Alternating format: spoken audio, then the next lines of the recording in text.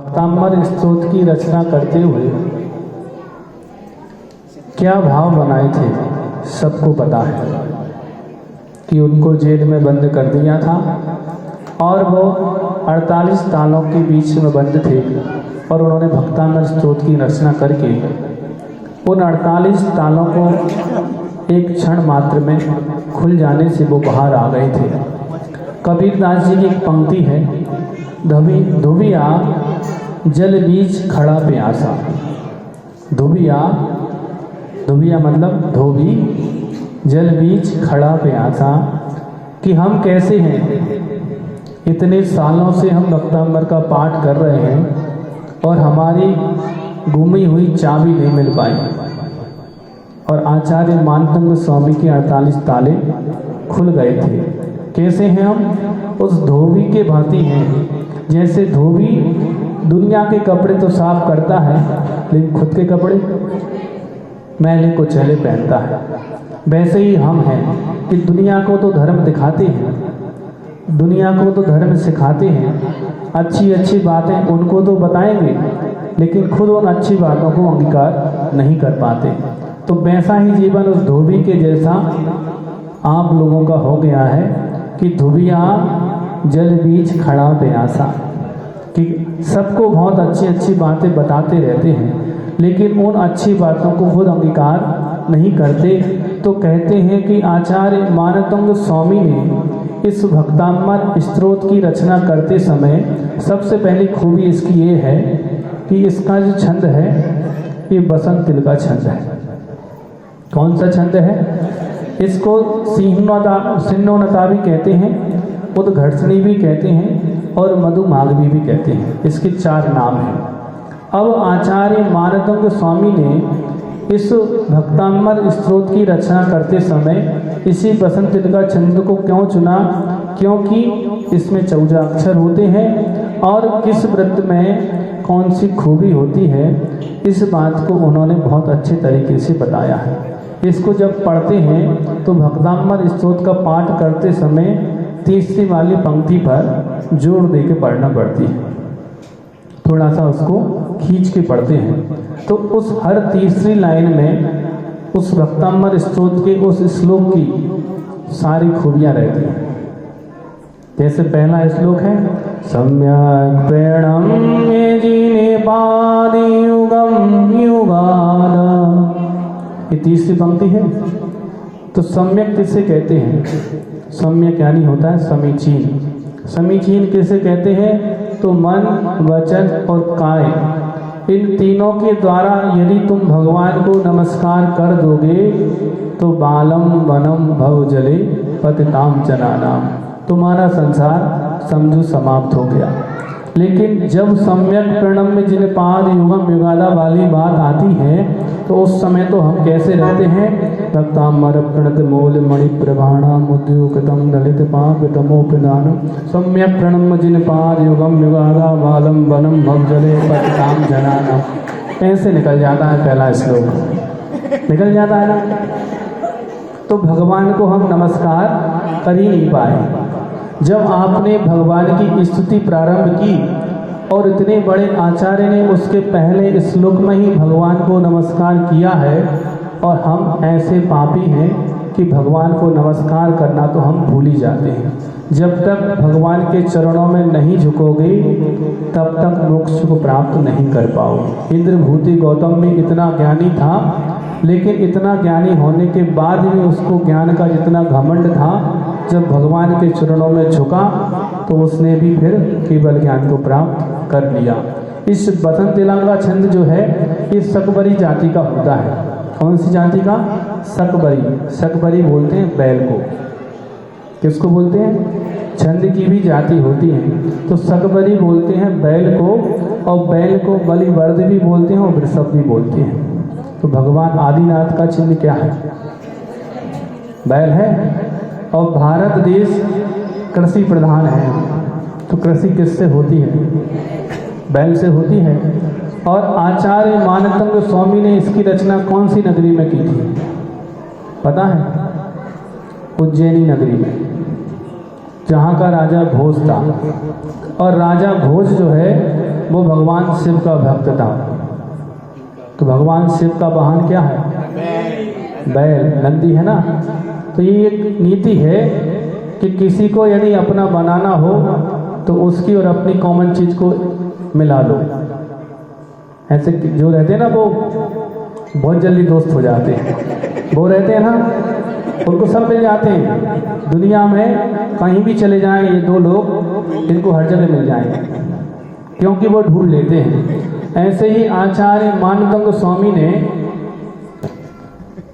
इस भक्तांबर की रचना करते समय सबसे पहले ये ढूंढा कि उस छंद को भी बैल जाति का, उस देश में जिसमें रचना की जहाँ कृषि होती वहाँ का भी बैल, और जो राजा जिस भगवान शिव का भक्त था तो उनका वाहन भी बैल, और भगवान आदिनाथ का चिन्ह भी बैल। जब इतने सारे गुण मिल जाएंगे तो ताले तो टूट ही जाते हैं। ये पहली खूबी है। और दूसरी खूबी इसकी यह है कि इसमें 14 अक्षर होते हैं हर लाइन में, और उसमें 7 अक्षर लघु होते हैं और 7 अक्षर दीर्घ होते हैं। न छोटों से बुराई न बड़ों से बुराई।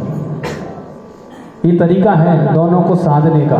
तो आचार्य मानदंग स्वामी ने इसमें इस 14 अक्षर वाले छंद को इसलिए लिया, और इसमें जो तगण भगण आदि होते हैं इनमें भी जगण जो होता है वो जगण मोक्ष को देने वाला होता है, ता अक्षर जो होता है वो अमृत को देने वाला होता है, और भा अक्षर जो होता है वो भ्रम को दूर करने वाला होता है, अर्थात मोह मिथ्यात्व का नाश करने वाला होता है।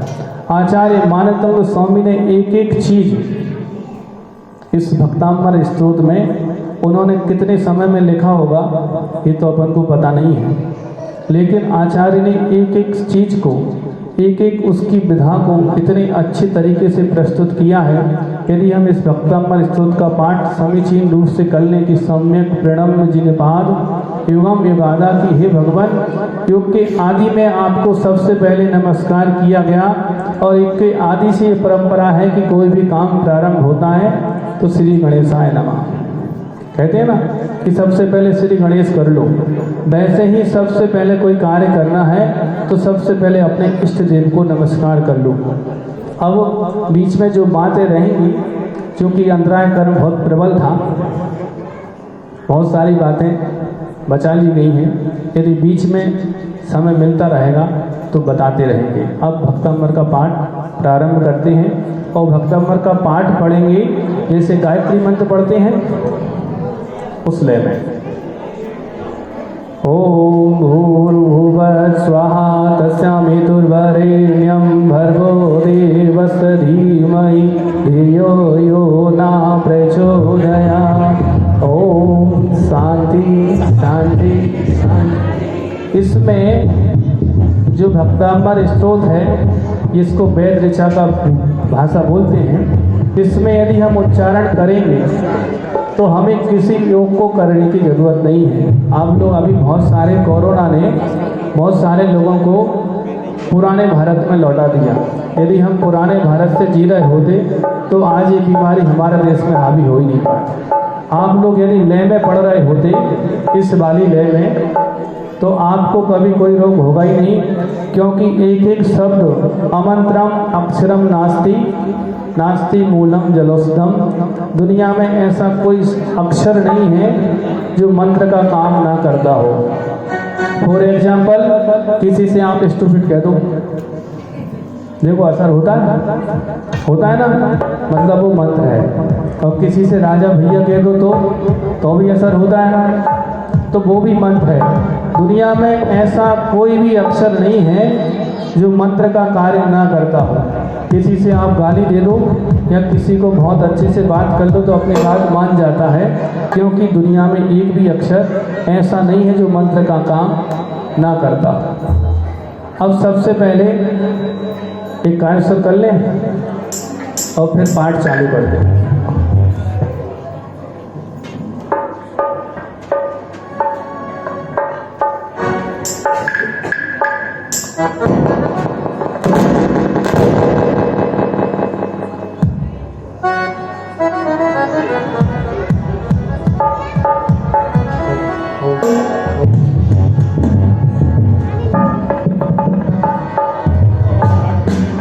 वैसे संगीत की जरूरत शायद ना पड़े, शायद ना पड़े। चालू करें। बोलिए आदिनाथ भगवान की। यदि आप लोगों से बने तो आप साथ में पढ़ना और नहीं बने तो सुनना। ओम भक्तामरं प्रणते मौलिमणि प्रभाणा मुद्योतिकं दलितपापितमोपितानं सम्यक् प्रणम्य जिनिपादियुगं युगाद कालं वरं भवजले पतितां जनानाम्। ओम शांति शांति शांति। ओम ह्रां ह्रीं ह्रूं श्रीं क्लीं ग्लूं गौं। ओम ह्रीं नमः स्वाहा। ओम ह्रीं हरं नमो अरिहन्ताणं नमो जिनाणं ह्रां ह्रीं ह्रूं रौं रास्याउषः आप्रतिचक्रे फड्विचक्राय ज्रौं ज्रौं नमः। या संसुताः सकलवाङ्मयतत्त्वबोधा बुद्धिपट्भुवि सुरलोकनाथै स्तोत्रैः जगत्कृतैः चित्तिहरिरुदारै स्तोत्रैः विदाहमपि तत्प्रथमं जिनेन्द्रम्। ॐ ह्रीं श्रीं क्लीं ग्लूं नमः। ॐ ह्रीं हरं नमो हिजनाणं ज्रौं ज्रौं नमः स्वाहा। बुद्ध्यां विनापि विबुधार्चिते पाठपीठस्तोतुं समुद्यते मतिर्विदितप्रभोः कालं विहारिबिन्दुबिम्बमन्यः नश्यति जनः सहिताग्रहीतुम्। ॐ ह्रीं श्रीं क्लीं सिद्धिभ्यो बुद्धिभ्यो सर्वसिद्धिदायकेभ्यः नमः स्वाहा। ॐ ह्रीं हरं नमो परमो हिजनाणं ज्रौं ज्रौं नमः स्वाहा। हर मंत्र में, रिद्धि मंत्र में ज्रौं ज्रौं नमः स्वाहा है, तो सब लोग बोल सकते हैं। वक्तुं गुणान् गुणसमुद्रससाङ्केतान् तस्मै क्षमः सुरगुरुं प्रतिमोदिबुद्ध्या कल्पान्तिकाल्यपविनोदते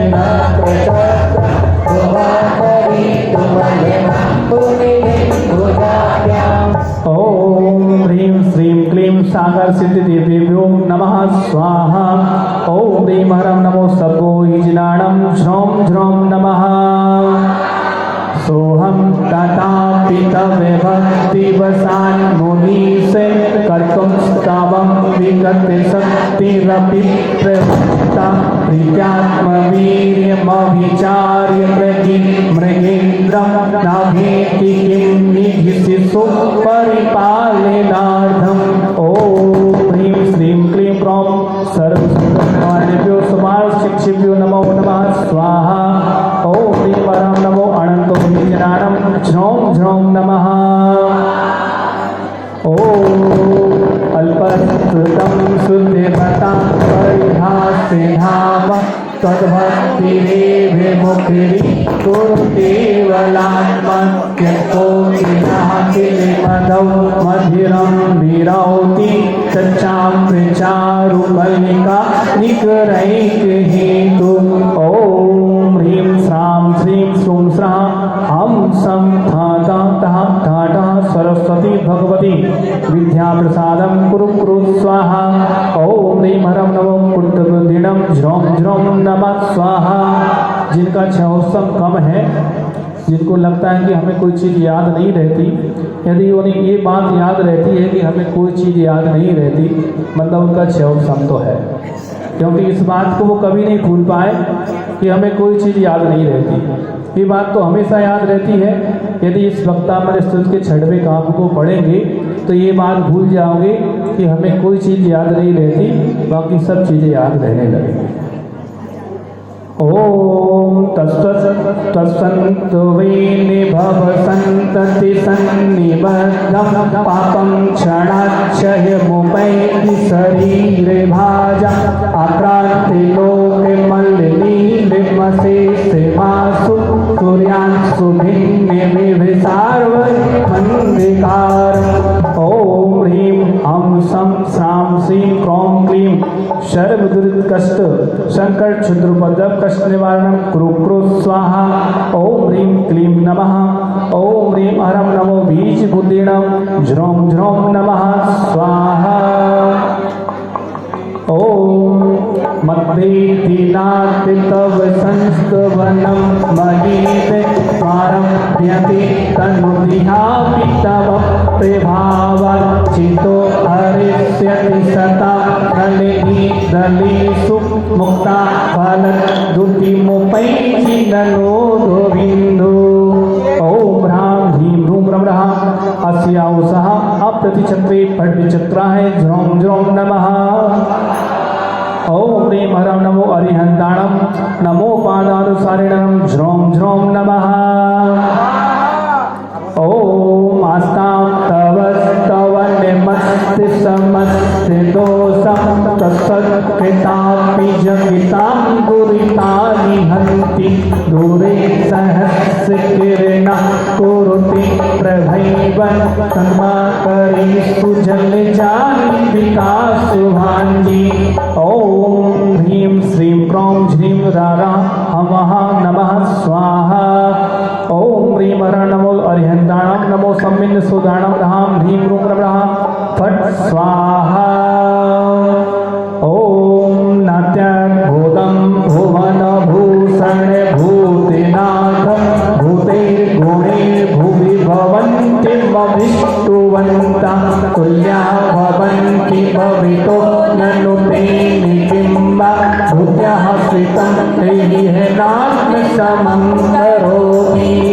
ओम ह्रां ह्रीं ह्रौं रः श्रां श्रीं श्रूं स्रः सिद्धिबुद्धिगतार्थो भववध संपूर्णं स्वाहा। ओम ह्रीं हरं नमो साईं बुद्धिणं ज्रों ज्रों नमः।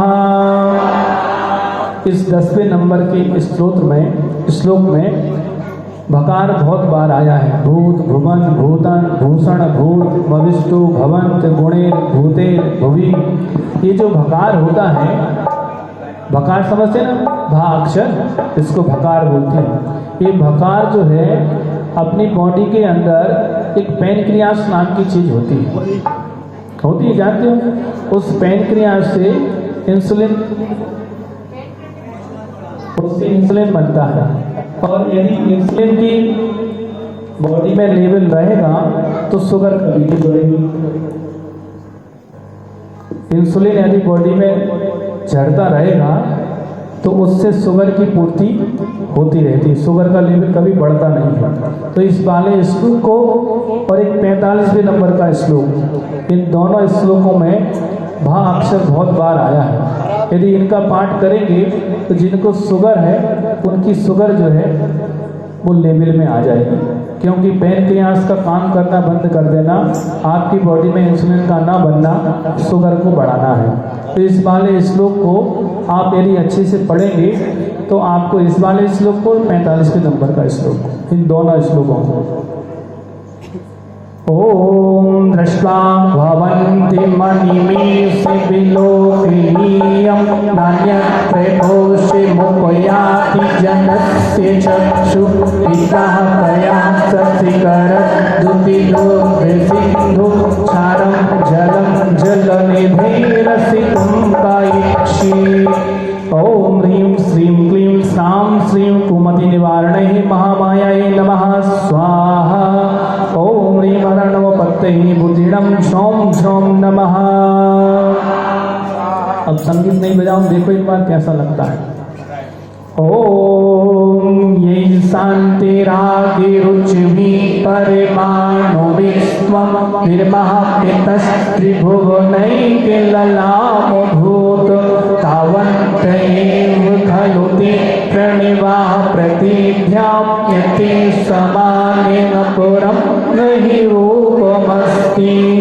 ओम ह्रीं ओम आम आम अमः सर्वराजा प्रजा मोहिनी सर्वजनवस्य कुरु कुरु स्वाहा। ओम ह्रीं हरं नमो भोहि बुद्धिणं श्रौं श्रौं नमः।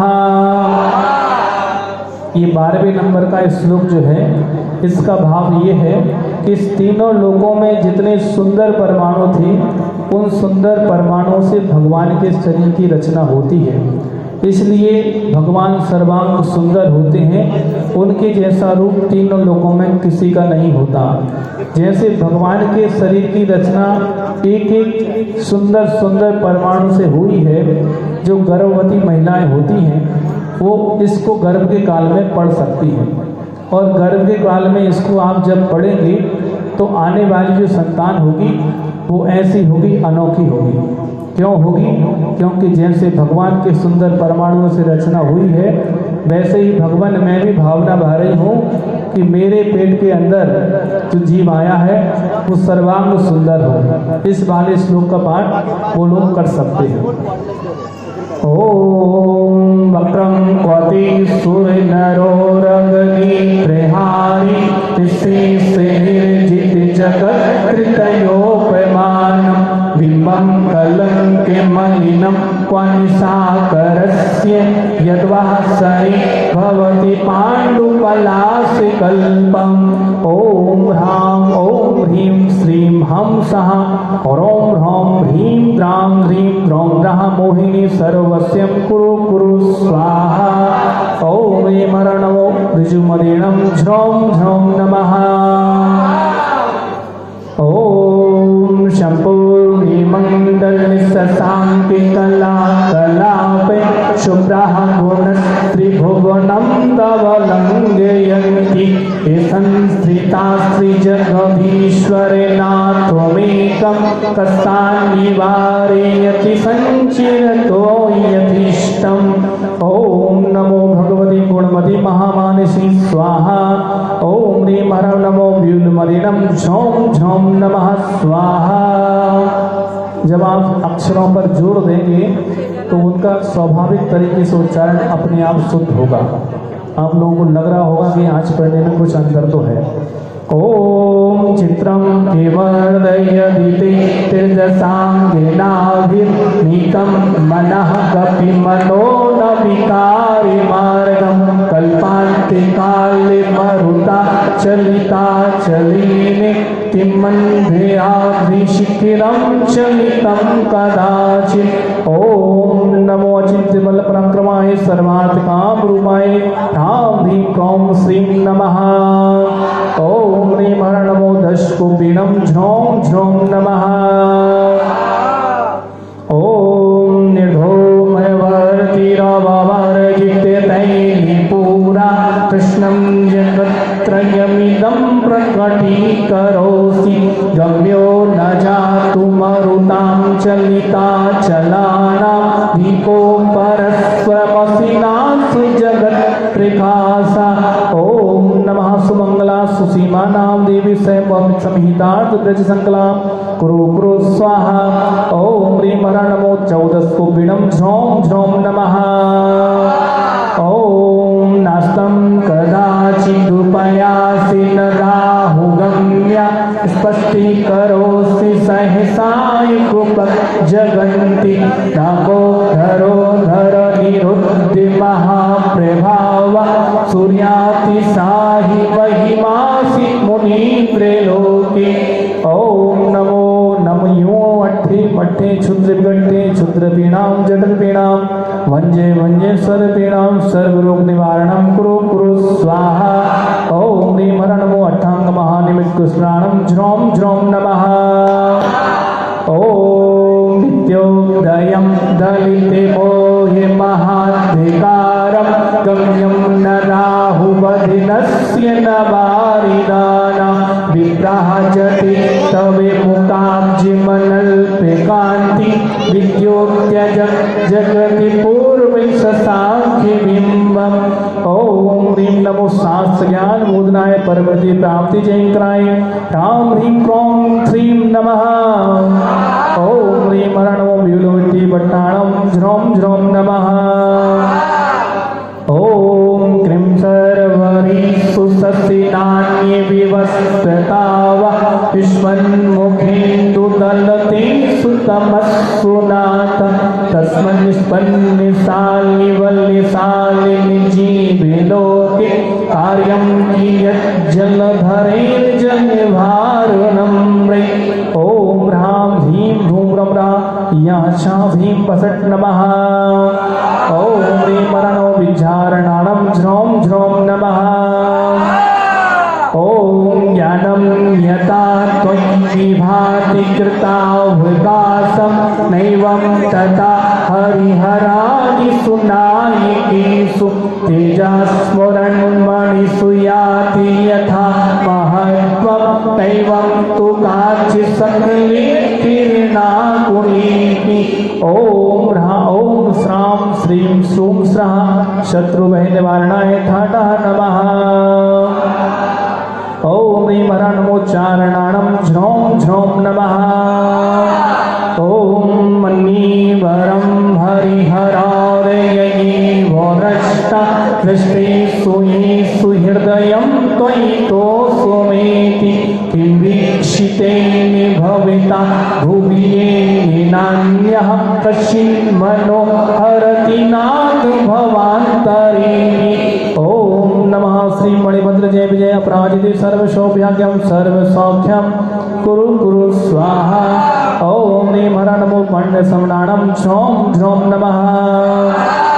ॐ स्त्रीणां शतानि सतिशो जनयन्ति पुत्रान् नान्यः सुतं तदुपमं जननी प्रसूता सर्वाः दिशो दधति भानि सहस्रस्मि प्राचीवति जनेति स्फुरितं सुजालम्। ॐ नमो श्री वीरीं झम्रे झम्रे मोहे मोहे स्तम्भे अवधारणं कुरु कुरु स्वाहा। ॐ ह्रीं हरणमो आकाशगामिनं झौं झौं नमः स्वाहा। दिल्ली का एक श्रावक था और उस श्रावक ने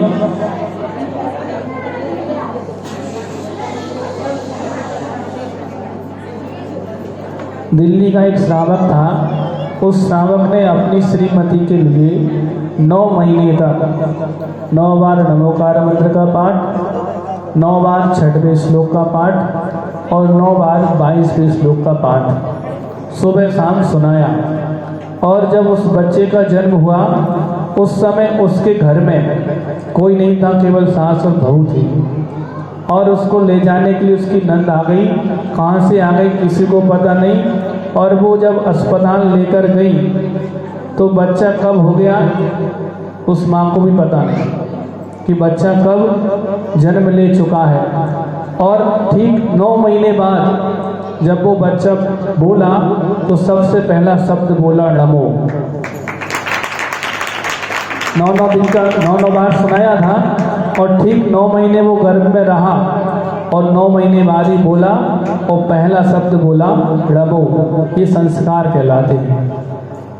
ओम त्वामनन्ति मुनिया परमं पुमांस मादित्यवर्णिममिलं तमसा पुरस्तात् त्वामेव संविगुकुलं विजयन्ति मृत्युं नान्यः शिवः शिवपदस्य मुनिर्पन्था। ओम नमो भगवती जयावती मम संहितात् मोक्ष सौख्यं कुरु कुरु स्वाहा। ओम नमो अर्हं नमो आसी विषाणम झ्रौं झ्रौं नमः स्वाहा। ऐसे जैसा पहले श्लोक में आया सम्यक शब्द, वैसा इस 23वें नंबर के श्लोक में भी सम्यक शब्द आया है। त्वाम एव सम्यक उपलब्ध जयंती मृत्युम, कि हे भगवान जो आपको सम्यक रूप से उपलब्ध कर लेता है अर्थात समीचीन रूप से आपको पा लेता है वो मृत्यु को जीत लेता है। मृत्यु को जीतना अर्थात मोक्ष को पाना है। जिसने मृत्यु को जीत लिया वो फिर मोक्ष ही जाता है, क्योंकि जिसने 8 कर्मों का नाश किया उसका मरण नहीं होता, उसका तो मोक्ष होता है। तो तामीर सम्यक उपलब्ध जयंती मृत्यु, ये शब्द जो है इस भक्तामृत श्लोक में 2 ही बार आया है, पहले श्लोक में और 23वें नंबर के श्लोक में। ओम त्वामव्ययं विभुमचिन्त्यमसङ्ख्यमाध्यं ब्रह्माणमीश्वरमनन्तिमनङ्गकेतुं योगीश्वरं विदितयोगिमनेकमेकं ज्ञानस्वरूपमबलं प्रवदन्ति सन्ता। ओम ह्रां ह्रीं रूं रवरास्य औसा नमः ज्रों ज्रों नमः। ओम ह्रीं हरं नमो दिट्टिविषाणं ज्रों ज्रों नमः। ये 24वें नंबर का श्लोक केवल इसमें भगवान को संबोधन दिए गए हैं, इसमें भगवान की कोई स्तुति नहीं की गई है कि हे भगवान आप अव्यय हैं, आप विभु हैं, आप अचिंत्य हैं, आप असंख्य हैं, आप आदि हैं, आप ब्रह्मा हैं, आप ईश्वर हैं, आप अनंत केतु हैं, आप अनंत हैं, आप योगीश्वर हैं, आप विदित योग हैं, आप अनेक हैं, आप एक हैं, आप ज्ञान के स्वरूप हैं और आप कर्मों के मल से रहित हैं अर्थात अमलम हैं। ऐसे 15 संबोधनों से इस वाले श्लोक में आदिनाथ स्वामी की स्तुति करते हुए मानतंत्र स्वामी ने बड़े ही सुंदर स्वरूप से चित्रण किया है। क्योंकि ये नंबर जो है 24वां, कुछ जो साहित्यकार हैं वो 48वें नंबर के श्लोक को श्लोक ही मानते हैं, अनुष्टोप। वो कहते हैं ये तो उपसंहार का है अर्थात वो 47 मानते हैं। ये तो प्रदस्ती है, रचनाकार का उसमें नाम है। तो ये 24वें नंबर का श्लोक इस वक्तांबर का सेंटर का श्लोक है। 23 इस तरफ और 23 उस तरफ। तो 24वें नंबर का सेंटर का श्लोक है। केवल उन्होंने भगवान को 15 नामों के द्वारा संबोधित किया है। जो लोग बात कर रहे हैं वो पाठ अच्छे से कर लें, बात तो घर में भी हो जाएंगे। एक बार संभाल लो बच्चों को, बार बार नहीं संभालना। ओम बुद्धस्त्वमेव विबुधार्चिते बुद्धिबोधा त्वं शंकरोऽसि भुवनत्रय संकीर्त्वात् दादासि धीरसि विमार्गविधिर्विधानात् वक्तं त्वमेव भगवन् पुरुषोत्तमोऽसि। ओम ह्रां ह्रीं रूं रवास्य औसां ज्रों ज्रों नमः। ओम ह्रीं हरं नमो उग्रतमाणं ज्रों ज्रों नमः। ओम तुभ्यं नमस्त्रिभुवनार्तिहराय नाथ तुभ्यं नमः क्षितितलामणिभूषणाय तुभ्यं नमस्त्रिजगताः परमेश्वराय तुभ्यं नमो जिह्वोदधिशोषणाय। ओम नमो ओम ह्रीं श्रीं क्लीं ह्रूं ह्रूं वर्जन शांति विहारे जय गुरु गुरु स्वाहा। ओम ह्रीं हरं नमो दिव्यतमाणं ज्रों ज्रों नमः। ओम विस्मयोत्रयधिनामि गुणैरशेषे त्वं संस्कृतो निर्विकासितया मुनीश दोषैरूपातिविधाश्रय जातिगर्वै स्वप्नान्तरेऽपि न कदाचिदीक्षितोऽसि। ओम नमो भगवते सर्वासिद्धाय सुखाय ह्रीं श्रीं नमः। ओम ह्रीं हरं नमो तत्तमाणं ज्रों ज्रों नमः। ओम उच्चैरसोकितरु संस्कृति मयूख मा भाति रूपममलं भवतो नितान्तं पुष्पस्थो लसत् किरणे मस्तितमो वितानं बिम्बं रविर्विपयो धरि पार्श्ववर्ती। ओम नमो भगवते जय विजय चिदम्बरे जम्बरे मोहे मोहे सर्वसिद्धि सौभाग्यं संपत्तिं कौसौख्यं कुरु कुरु। ओम ह्रीं हरं नमो महातमाणं ज्रों ज्रों नमः। ओम सिंहासने मणिमयूखे शिखा विचित्रे विभ्राजते तवे बपु कल्लिकावदातं बिम्बं वियत् विलसितं सुलता वितानं तुङ्गोदयाद्रिशिरसीव सहस्ररश्मि। ओम नमो नमियोण पासं विषयर फुल्लिंगे मंतो विषय नाम रकारे मंतो सर्व सिद्धि मुहे ये समरन दाणम मन्ने जागे कपटुमच्चम सर्वान सिद्धि ओम नमः ओम ह्रीं हर नमो घोर दमरम श्रोम श्रोम नमः कुंदा वदाते चल चामर चारु शोभम विभ्राजते तवे पपु कलिधौते कांतम उदच्छ सांके सुचि निर्झर वारिधार मुच्चस्थितम सुरगिरि त्रिमिसाधि कौभम ओम नमो अट्ठे मट्टे क्षुद्रान स्तंभे रक्षा कुरु कुरु ओम ह्रीं हर नमो भूत गुणाणम ज्रोम ज्रोम नमः ओम छत्रत्रयं तव विभाति शशांकिकांत मुच्चैस्थितं स्थगिति भानुकर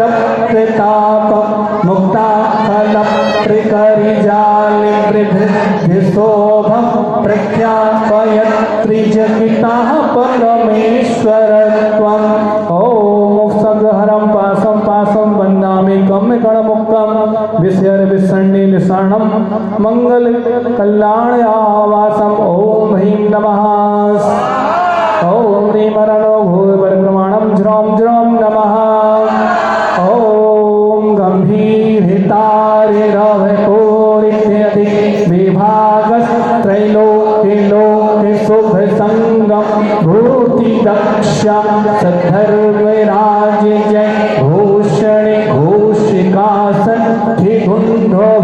ध्वनति तेजस्साः प्रभारी ओम नमो ह्रां ह्रीं ह्रूं ह्रां सर्वदोष निवारणं कुरु कुरु ओम ह्रीं हर नमो घोर ब्रह्मचारिणं ह्रों झ्रौं झ्रौं नमः ओम मंदार सुंदर नमीर सुपारिजात संतानिकादि कुसुमोत्कर पृष्टिरुद्धा गंधोधो बिंदु शुभ मंदि मरुत प्रपात दिव्य दिवः पतति वचसां तदेवा ओम ह्रीं श्रीं क्लीं लूं ध्यान सिद्धि परमयोगीश्वराय नमो नमः ओम ह्रीं हर नमो सद्भूषिपत्ताणं झ्रौं झ्रौं नमः ओम शुंभत प्रवाह बलये भूरि विभास्ते लोकत्रये दुतिमतां दुतिमा क्षिपन्ति रोग्य दिवाकरी निरन्तर भूरि संख्यां दिव्या जयत्यपि निशामपि सौम्य सौम्याम् ओम नमो ह्रीं श्रीं ऐं ह्रौं पद्मावत्यै देवी नमो नमः ओम पाचायामा ह्रां ह्रीं नमः ओम ह्रीं हर नमो खिल्लोषिपत्ताणं झ्रौं झ्रौं नमः ओम सर्गापि वर्गि गम्य मार्गि विमार्गणिष्ठा षड्धर्म तत्व कथनैति पटुस्त्रिलोक्यां दिव्य ध्वनि भवति विशितार्थे सर्वे भाषा स्वभाव परिणामि गुणैः प्रयोज्या ओम ह्रीं हर नमो जय विजय अपराजिते महालक्ष्मी अमृत वर्षिणी अमृत श्रावणी अमृतम भव भव सुधाय नमः ओम ह्रीं हर नमो जल्लो श्रीपत्तणं झ्रौं झ्रौं नमः ओम निद्रहैर्नवे पंकज पुंजिकांति पर्युल्य सन्नके मयूख शिखाभिरामं पादौ पदानि तव यत्र जिनेन्द्र दत्ता पद्मानि तत्र विबुधा परिकल्पयन्ति ओम ह्रीं श्रीं कलिकुंडदंड स्वामिने आगच्छे आगच्छे आत्ममंत्रान् आकर्षे आकर्षे आत्ममंत्रान् रक्ष रक्ष परमंत्रान् छिंद छिंदे मम सहीमितं कुरु कुरु ओम ह्रीं हर नमो विपोषिपत्ताणं झ्रौं झ्रौं नमः। 36वें नंबर का जो काव्य है, जिनको वर्तमान समय के हिसाब से जिसको कहते हैं प्रॉब्लम, जिसको कहते हैं प्रॉब्लम कि जिसके बिना काम नहीं चलता, जिनके पास ये प्रॉब्लम है तो इस वाले श्लोक का यदि पाठ करेंगे तो प्रॉब्लम उनकी दूर हो जाए। ओम इत्थं यतः कवि विभूतिरभुजिनेन्द्र धर्मोपदेशनिविधौ न तथा परस्य यादिक प्रवादिनिकृतः प्रहितान्धिकारा तादिक कुतो ग्रहिगणस्य विकासिनोऽपि। ओम नमो भगवते अप्रतिचक्रे ऐं क्लीं ब्लूं ओम ह्रीं मनवांचित सिद्धये नमो नमः अप्रतिचक्रे ह्रीं ह्रीं ठाठा ओम ह्रीं हरं नमो सद्भुजैवतां झ्रौं झ्रौं नमः। अब किसी को किसी के वचन बुरे लगते हैं, या हो सकता है कि कभी कभी कोई आपसे हमेशा बुरा ही बोलता है, क्योंकि हमारी दृष्टि उनके प्रति बुरी रहती है तो हमें वो वैसे ही दिखते हैं। यदि हमारी दृष्टि उनके प्रति सही रहेगी तो वो हमें सही देखेंगे। लेकिन कभी कभी ऐसा होता है कि हम सही देखने का भी प्रयास करते हैं लेकिन वो सही नहीं दिखते।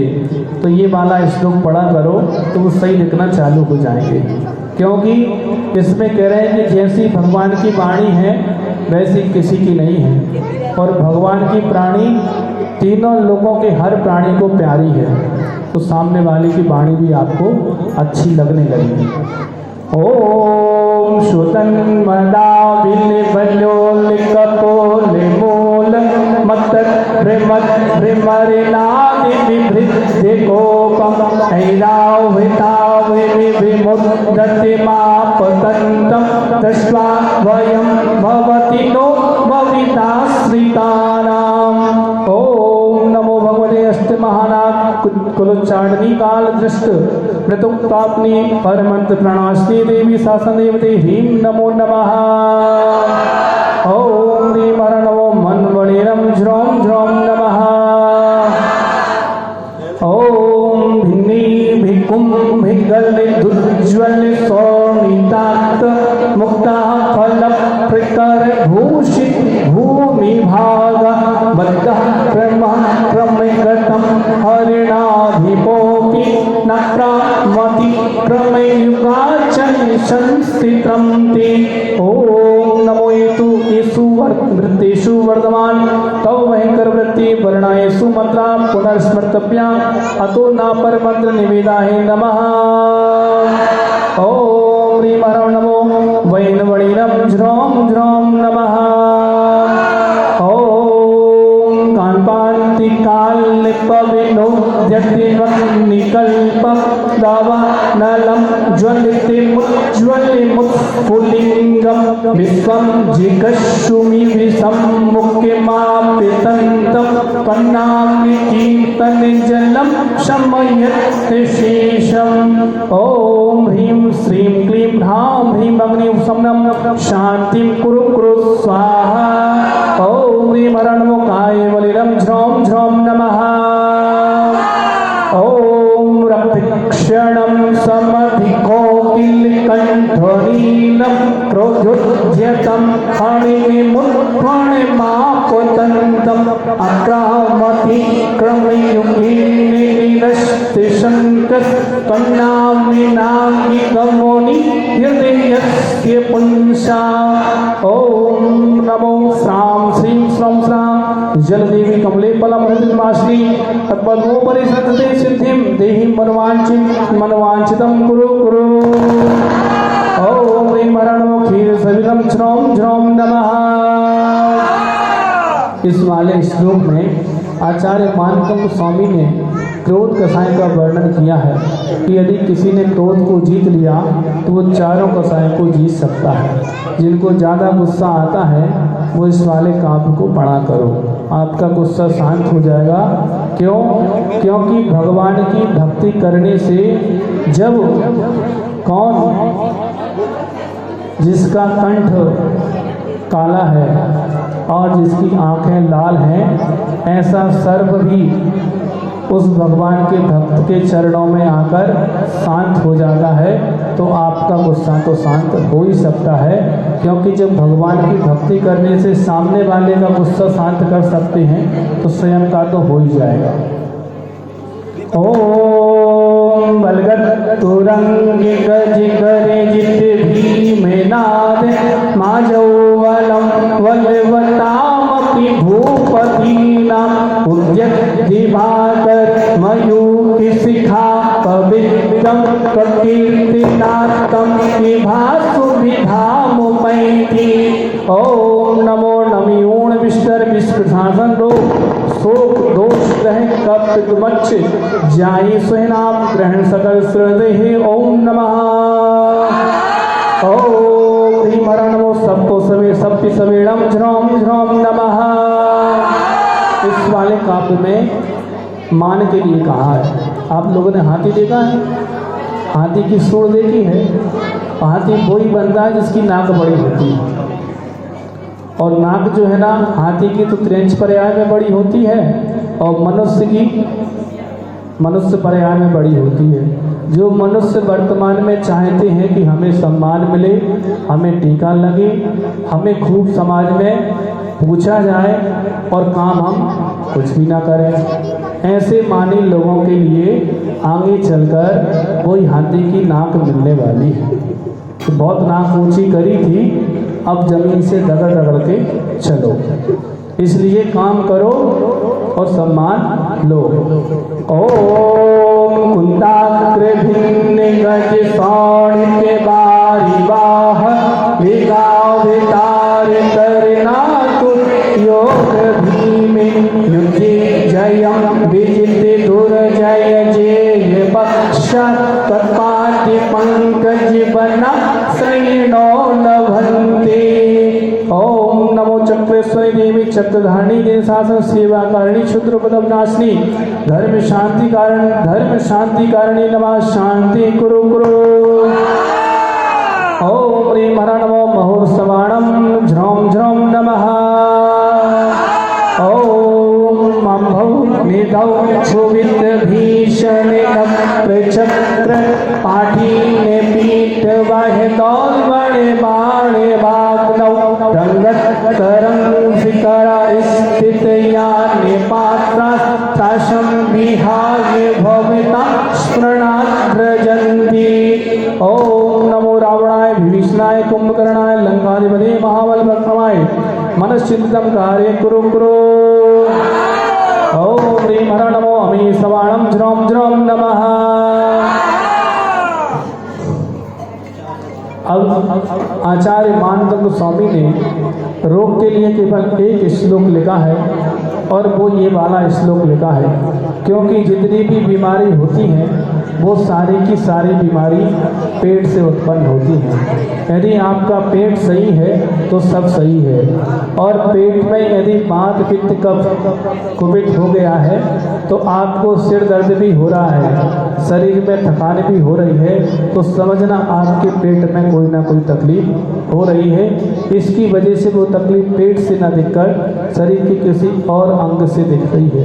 तो आचार्य मानदंड स्वामी ने इस भक्तांबर स्तोत्र की रचना करते समय उस रोग का नाम लिया है जिस रोग का इस दुनिया में क्या किसी के पास भी उसका इलाज नहीं है, लेकिन उस रोग का इलाज भगवान के चरणों में है। उस रोग को कहते हैं जलोदर। जलोदर किसे कहते हैं कि पेट के अंदर पानी बनना, जल और उदर। जलोदर रोग जो होता है उसका किसी भी मेडिकल साइंस में या औषध शास्त्र में उसका कोई उपचार नहीं है। यदि पेट में पानी बनना चालू हो गया तो हर महीने निकलवाते रहो, बस निकलवाते निकल जाओगे। लेकिन भगवान की भक्ति में इतनी शक्ति है कि उस जलोदर रोग को भी वो ठीक कर देते हैं। वो कुछ नहीं करते, हमारी श्रद्धा, हमारा विश्वास कि नहीं ये 3 लोक के नाथ हैं, ये वीतरागी प्रभु हैं, इनके 18 दोष समाप्त हो गए हैं, इन्हें किसी भी प्रकार का रोग नहीं है। जब मेरे भगवान को रोग नहीं है तो मेरे भगवान को जब रोग नहीं है तो मैं भगवान का भक्त हूँ, तो मुझे भी रोग नहीं होगा।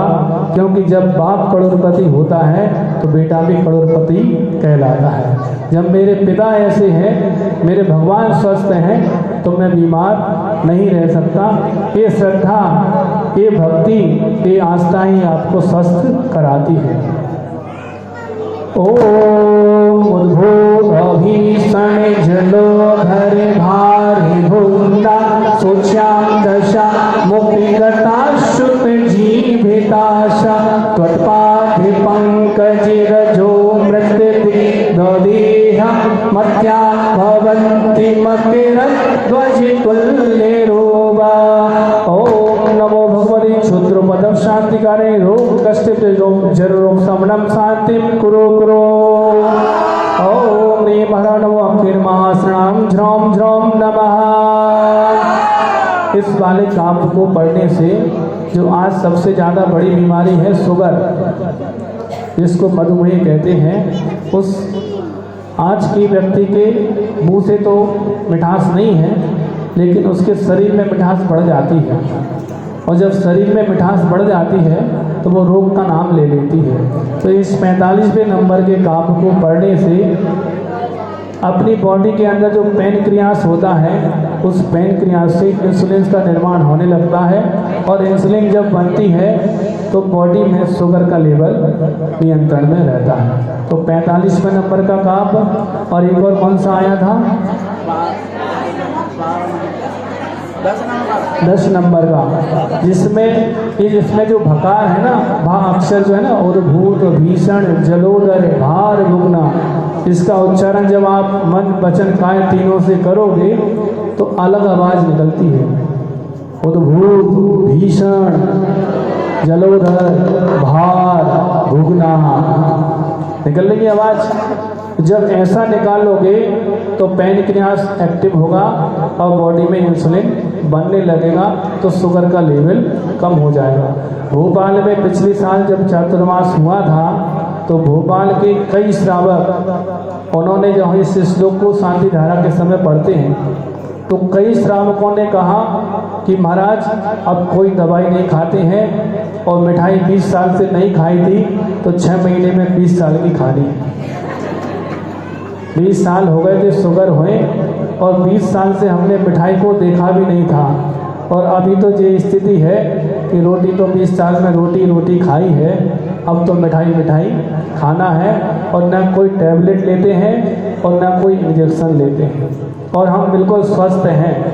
ये उनका खुद का स्टेटमेंट था पूरी जनता के सामने खड़े होकर कि हमारे अंदर 20 साल से, एक महिला तो वो 35 साल की उम्र थी उसकी, वो खड़ी हुई कि 6 साल से मुझे शुगर थी और 4 महीने मैंने एक भी दिन शांति धारा नहीं छोड़ी।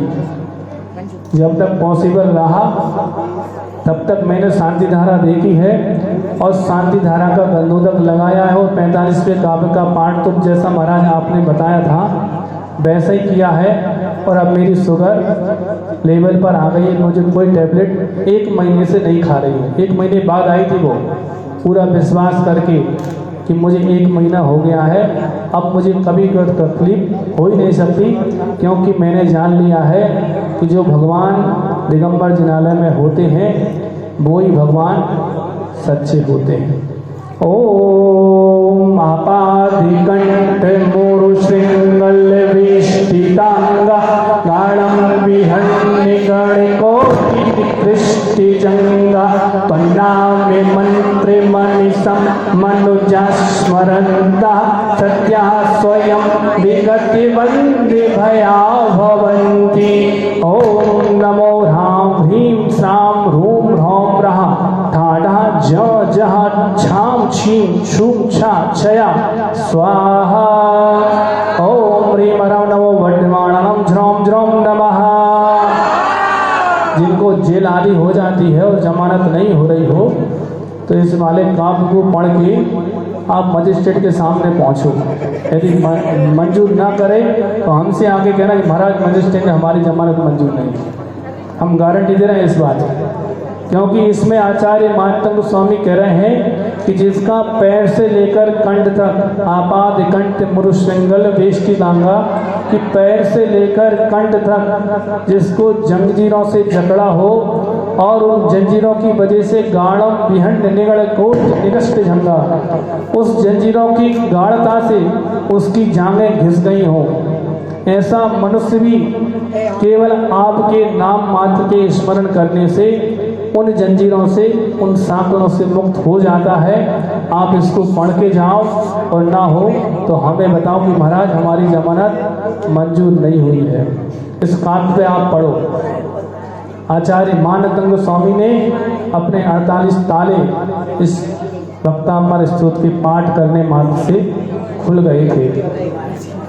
अब ये वाला जो पाठ है 47वें नंबर का, इसमें बताया है कि 8 प्रकार के भय होते हैं। उसमें सर्प, हाथी, शेर और दावानल की अग्नि, संग्राम यानी युद्ध, बारिदी यानी समुद्र और महाउदर यानी मेरे पेट में कोई रोग हो गया हो और बंधन यानी मुझे जेल हो गई हो।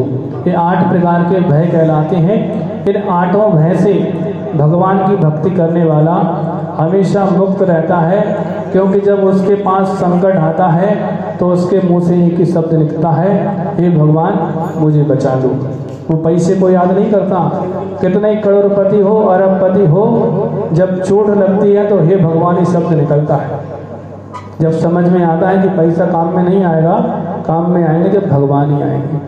ओम मध्य गोपेन्द्री मृगिराजितवा नलाहि संग्राम वारिधि महोदरि बंधिनोत्तम तस्यास्तु नास्ति मुपयाति वयं विहेव स्तावकं तवं मतिमानो भीते। ओम नमो ह्रां ह्रीं रूं रः यः क्षं श्रीं ह्रीं फट् स्वाहा। ओम ह्रीं महा नमो सर्वसिद्धाय गणां वर्धमानं ज्रौं ज्रौं नमः। ओम स्त्रोत्रयजं तव जिनेन्द्रे गुणैर्निबद्धां भक्त्या मया विचुरिवर्णे विचित्रे पुष्पां दत्ते जनो यहि कंठिगता मजस्रं तमामि कुङ्किमविशा समुपैति लक्ष्मी। ओम ह्रां ह्रीं ह्रूं रवस्याउषा ज्रौं ज्रौं नमः। ओम ह्रीं हरा नमो शब्दशाहुणम्। ओम नमो भगवतो महेरि महावीर वर्धमान बुद्धिरिष्णं ज्रौं ज्रौं नमः। बोलिए आदिनाथ भगवान की, बोलिए देवालय देवी खजराट मूल श्री पार्श्वनाथ भगवान की, बोलिए शंकर श्रवणी आचार्य भगवान गुरुवर श्री विद्यासागर जी महाराज।